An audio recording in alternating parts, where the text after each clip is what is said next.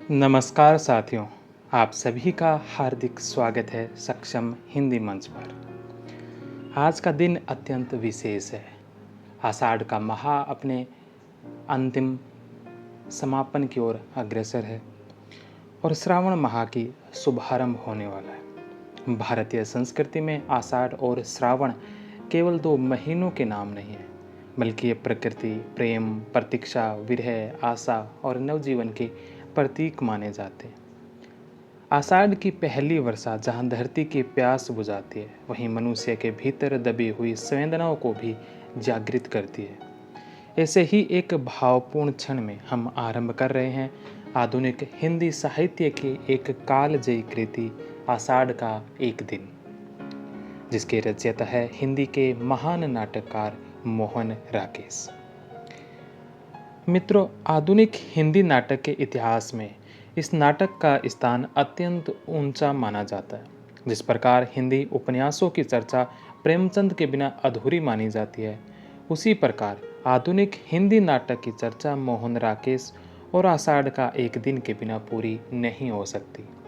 यह केवल एक साहित्यिक रचना नहीं है, यह मनुष्य के भीतर चलने वाले उस संघर्ष की कथा है, जहाँ एक ओर प्रेम है और दूसरी ओर प्रतिष्ठा, एक ओर आत्मीयता है और दूसरी ओर सफलता, एक ओर प्रकृति का शांत संसार है और दूसरी ओर राज दरबार का वैभव। यही द्वंद्व इस नाटक को कालजयी बनाता है। जब हम आषाढ़ का एक दिन शीर्षक सुनते हैं तो पहली दृष्टि में ऐसा लगता है कि शायद यह केवल वर्षा ऋतु के किसी दिन का वर्णन होगा, लेकिन जैसे जैसे हम नाटक के भीतर प्रवेश करते हैं, हमें अनुभव होता है कि हाँ, आषाढ़ केवल एक महीना नहीं है, यह प्रतीक्षा का प्रतीक है, परिवर्तन का संकेत है, जीवन के उस मोड़ का प्रतीक है जहाँ लिया गया एक निर्णय पूरे भविष्य को बदल देता है।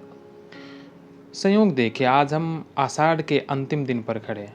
प्रकृति स्वयं एक परिवर्तन के द्वार पर खड़ी है। ठीक इसी समय इस नाटक का आरंभ भी एक ऐसे मोड़ से होता है जहाँ कुछ निर्णय केवल एक व्यक्ति का जीवन नहीं बदलते, बल्कि कई लोगों के भाग्य की दिशा ही बदल देते हैं। यही कारण है कि यह नाटक आज भी उतना ही प्रासंगिक है जितना अपने प्रकाशन के समय में था।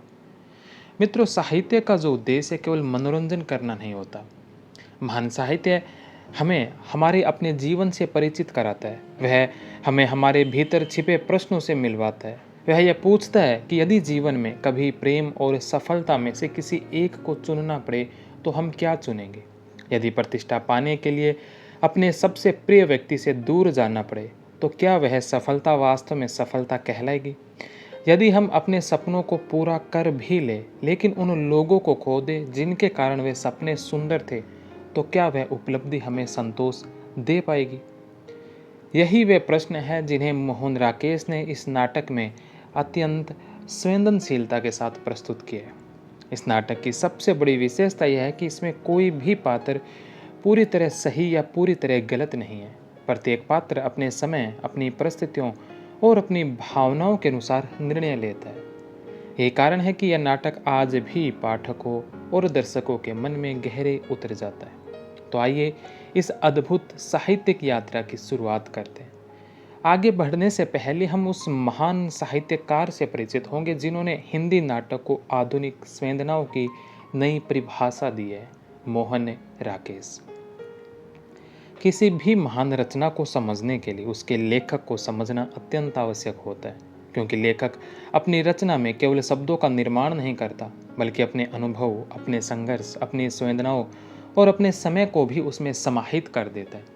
इसलिए यदि हम आषाढ़ का एक दिन को उसकी वास्तविक गहराई के साथ समझना चाहते हैं तो सबसे पहले हमें उसके रचनाकार मोहन राकेश के व्यक्तित्व और कृतित्व से परिचित होना होगा। मोहन राकेश का जन्म 8 जनवरी 1925 को पंजाब के अमृतसर में हुआ। उनका वास्तविक नाम मदन मोहन गुगलानी था। आगे चलकर उन्होंने साहित्यिक जीवन में मोहन राकेश नाम से लेखन किया और इसी नाम से वो हिंदी साहित्य के इतिहास में अमर हो गए। बचपन से ही उनका झुकाव साहित्य, संगीत और कला की ओर था। उन्होंने संस्कृत, हिंदी और अंग्रेजी का गंभीर अध्ययन किया है। भारतीय परंपरा और पाश्चात्य साहित्य दोनों का गहरा प्रभाव उनके चिंतन पर पड़ा। यही कारण है कि उनके लेखन में भारतीय संवेदना और आधुनिक मनोवैज्ञानिक दृष्टि का अद्भुत समन्वय हमें दिखाई पड़ता है। लेकिन मित्रों, महान लेखक केवल पुस्तकों से नहीं बनते, उनके जीवन भी बहुत कुछ सिखाता है। मोहन राकेश का जीवन अनेक संघर्षों, अस्थिरताओं और मानसिक द्वंद्वों से भरा हुआ था।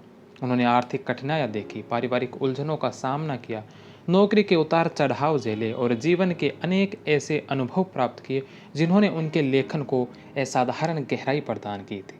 यही कारण है कि उनके रचनाओं में हमें केवल घटनाएं नहीं मिलती, बल्कि मनुष्य का आंतरिक संसार दिखाई देता है। उनके पात्र बाहर से जितना बोलते हैं उससे कहीं अधिक भीतर ही भीतर जीते हैं। उनके स्वांदों में जितना कहा गया उससे कहीं अधिक अनकहा छिपा रहता है। यही उनकी सबसे बड़ी साहित्यिक विशेषता मानी जाती है। जब मोहन राकेश साहित्य के क्षेत्र में आए, तब हिंदी साहित्य एक नए दौर से गुजर रहा था। स्वतंत्रता प्राप्ति के बाद भारतीय समाज तेजी से बदल रहा था। लोगों की आकांक्षाएं बदल रही थी, परिवार बदल रहे थे, संबंध बदल रहे थे और जीवन मूल्य भी बदल रहे थे। ऐसे समय में साहित्यकारों ने महसूस किया कि अब केवल आदर्शवादी कथाएं लिखने से काम नहीं चलेगा। अब मनुष्य के वास्तविक जीवन, उसकी अकेलेपन की पीड़ा, उसके टूटते संबंधों और उनके मानसिक संघर्षों को भी साहित्य का विषय बनाना होगा। इसी सोच से हिंदी साहित्य में नई कहानी आंदोलन का जन्म हुआ और इस आंदोलन के प्रमुख रचनाकारों में मोहन राकेश का नाम अत्यंत सम्मान के साथ लिखा जा सकता है। लेकिन मोहन राकेश की सबसे बड़ी उपलब्धि नई कहानी नहीं है, उन्होंने हिंदी नाटक को भी एक नई दिशा प्रदान की। उनके पहले हिंदी के अधिकांश नाटक या तो ऐतिहासिक वैभव पर आधारित है, या पौराणिक कथाओं पर, या फिर आदर्शवादी दृष्टिकोण से भी लिखे जाते थे। मोहन राकेश ने पहली बार मनुष्य के भीतर चल रहे भावनात्मक संघर्ष को रंगमंच पर इतनी सजीवता से प्रस्तुत किया कि दर्शकों को लगा मानो मंच पर कोई पात्र नहीं, बल्कि उनका अपना जीवन चल रहा हो। आषाढ़ का एक दिन इसी परिवर्तन का सबसे सुंदर उदाहरण है। यह नाटक इतिहास का पुनर्लेखन नहीं है, यह कालिदास की जीवनी भी नहीं है, बल्कि यह उस कलाकार की कथा है जो प्रेम और प्रतिष्ठा के बीच खड़ा है, जो अपने सपनों को पूरा करना चाहता है लेकिन उन सपनों की कीमत भी चुकाता है। यही कारण है कि इस नाटक का कालिदास केवल प्राचीन भारत का महाकवि नहीं रह जाता, बल्कि वह हर युग का व्यक्ति बन जाता है जो जीवन में किसी बड़े निर्णय के सामने खड़ा होता है। और मल्लिका केवल एक स्त्री नहीं रह जाती, वह त्याग, प्रेम, धैर्य और प्रतीक्षा की ऐसी प्रतिमा बन जाती है जिसे पाठक कभी भूल ही नहीं पाता। यही किसी महान साहित्यकार की पहचान होती है कि उसके पात्र अपने समय की सीमाओं से बाहर निकलकर हर युग के मनुष्य का प्रतिनिधित्व करने लगता है।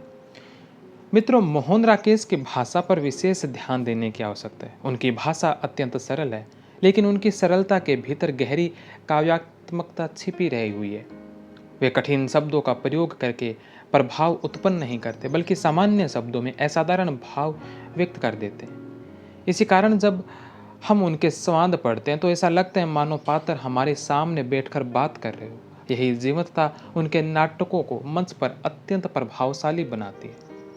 अब एक अंतिम प्रश्न हमारे सामने आता है, क्या आषाढ़ का एक दिन केवल कालिदास की कहानी है? तो इस प्रश्न का उत्तर होगा नहीं। यही इस नाटक की सबसे बड़ी विशेषता है। यदि आप इसे केवल कालिदास के जीवन की कथा समझकर पढ़ेंगे तो संभव है कि आप इसकी गहराई तक न पहुंच सकें। लेकिन यदि आप इसे एक कलाकार के अंतर्मन की यात्रा, एक प्रेमी की पीड़ा, एक स्त्री के मौन त्याग और मनुष्य की महत्वाकांक्षा के मनोवैज्ञानिक अध्ययन के रूप में पढ़ेंगे, तो यह नाटक आपके सामने अपने वास्तविक रूप में प्रकट होगा। मोहन राकेश ने इतिहास को दोहराया नहीं, बल्कि इतिहास के माध्यम से वर्तमान मनुष्य के जीवन को समझने का प्रयास किया है। उनके लिए कालिदास केवल एक ऐतिहासिक व्यक्ति नहीं है, बल्कि हर युग के उस मनुष्य का प्रतीक है जो अपने सपनों, अपने संबंधों के बीच खड़ा होकर निर्णय लेने को विवश होता है। इसी प्रकार मल्लिका भी केवल एक पात्र नहीं है, वह भारतीय साहित्य की उन अमर स्त्री पात्रों में से एक है जो प्रेम करती है, जो प्रेरणा देती है, प्रतीक्षा करती है, त्याग करती है, किंतु अपने स्वाभिमान से कभी समझौता नहीं करती। यही कारण है कि आज भी साहित्य के विद्यार्थी मल्लिका के चरित्र पर विशेष चर्चा करते मिल जाएंगे।